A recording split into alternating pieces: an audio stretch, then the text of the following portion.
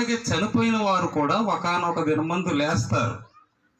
ఆర్భాటముతోనూ ప్రధాన దూత శబ్దముతోనూ మనిషి కుమారుడు దిగి వచ్చినప్పుడు క్రీస్తునందు మృతులైన వారు మొదట లేతురు.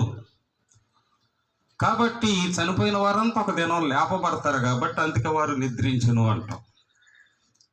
యేసు ప్రభు కూడా ఒక సందర్భంలో మరణాన్ని నిద్రతో పోల్చాడు. యాయిరు కుమార్తె చనిపోయినప్పుడు, ఈ చిన్నది నిద్రించుతున్నదే కానీ చనిపోలేదు, మీరు ఎలా ఏడ్చి గొల్లు చేస్తున్నారు అంటున్నాడు.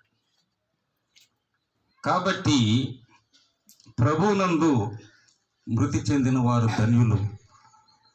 ఎందుకంటే ఈ లోకంలో రకరకాల జీవితాలు జీవించి మరణిస్తూ ఉంటాం.